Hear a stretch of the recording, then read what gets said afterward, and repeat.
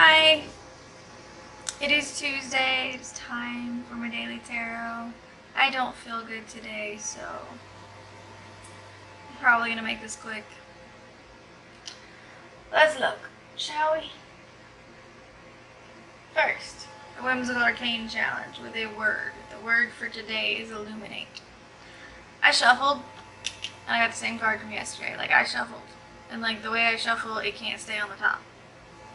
I don't know the names of all of it, but I know it's not riffling. Riffling's not what I did. But anyway, here it is again, the Four of Spheres that we had yesterday for the other word. What was the word yesterday? Fulfill. So today's word is illuminate, and I got the same one, the Four of Spheres. Again, remember this will be on my blog, and you can see the pictures of the cards much clearer, link in description box. So again, this card talks about not neglecting your potential and your resources because they get stagnant, they grow roots, they get stuck if you don't keep using it. So if you avoid this, what's happening in this card, and do not allow your potential and resources to stagnate, your path to success will be illuminated. Yes, it was cheesy, but I still like it. And it makes sense. May Elements Challenge. We're still on fire. So today's question is, how do I assert myself? And I drew the Nine of Wands. So the Nine of Wands is oftentimes about learning a hard lesson. And you gotta learn from it, you gotta move on. So I've always been more of a passive person. I've never been an assertive person. And I really never asserted myself much. Had some self-esteem and self-worth issues. Those are getting better, but that was probably a big portion of why I never was assertive at all. But the older I get, I'm in my mid-30s now, it was especially through my 20s I started realizing this, that if you don't assert yourself, to be honest, people are assholes and they will take advantage of it.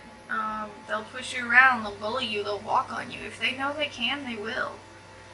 And I've had that experience with friends, coworkers, strangers.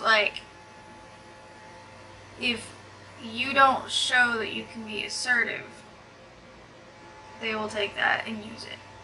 And it's cost me jobs, it's cost me health, because I was so stressed in a job, because I was being treated this way. It's cost me a lot of things. So I had to learn that even if being assertive is out of my comfort zone, I have to do it to protect myself.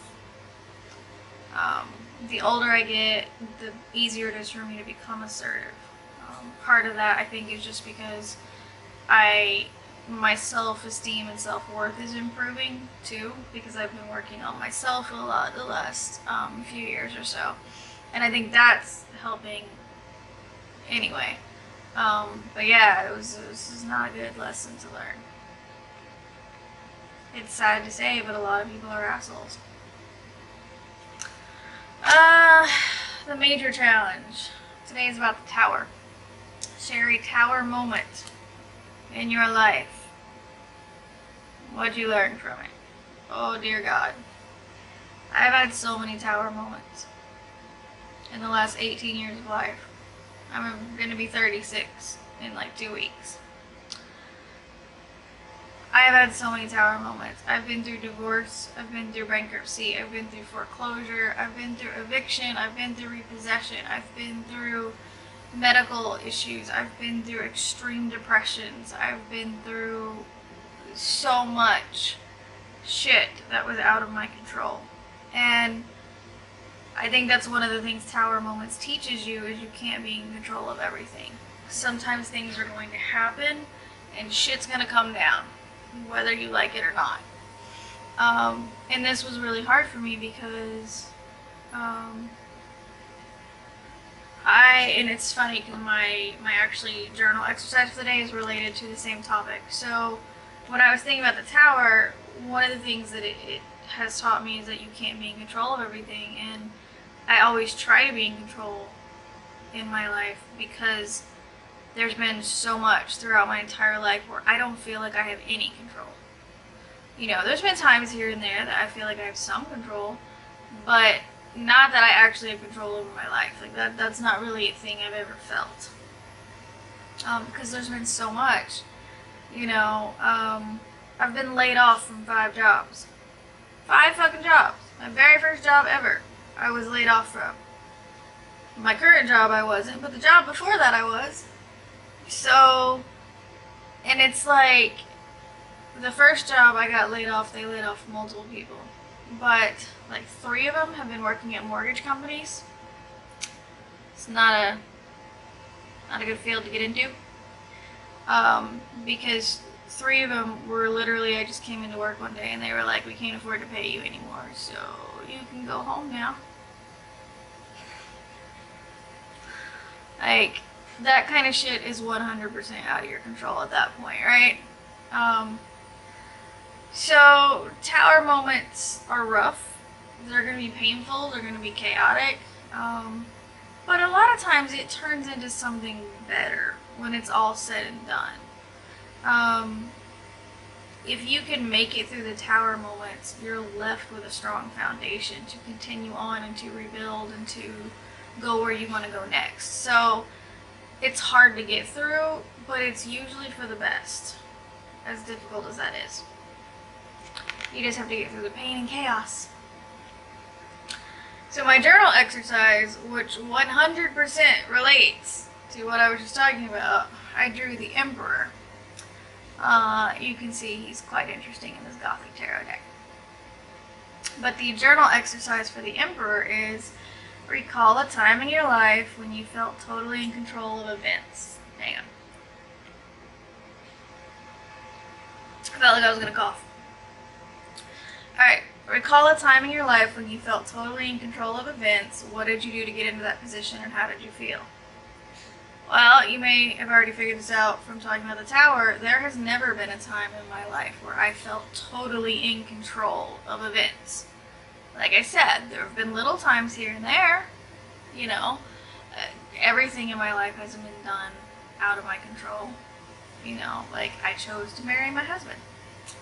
That was me controlling that, you know. There's, obviously, I'm not saying I've never been, there's like a fuzzy, alright. That's what happens when you have cats. I'm not saying I've never been in control of anything in my life, but the question is when you felt totally in control of events.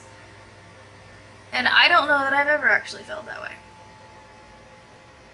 And I can remember feeling that sort of helplessness and not in control even back to when I was a child. I remember feeling it even then, so it's something I still need to work on in myself,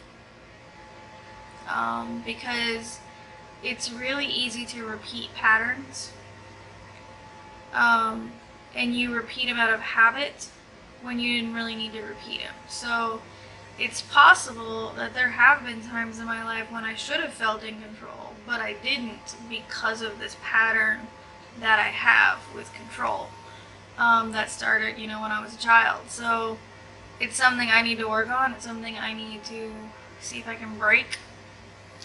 That kind of thing.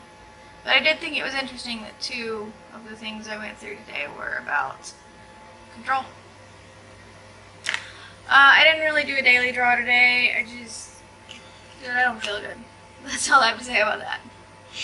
So, I hope you're all having a wonderful week.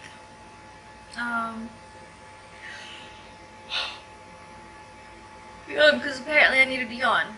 I wish you the best. I wish you love and light. I will see you tomorrow in my next tarot video. I'm also planning on filming a review of the Epic Tarot, this one, because I never see anyone talk about it, but I love this deck so much. It might actually be beating out my Mystic Dreamers, and my Mystic Dreamers was my first and favorite for a very long time, but this one may be beating it now.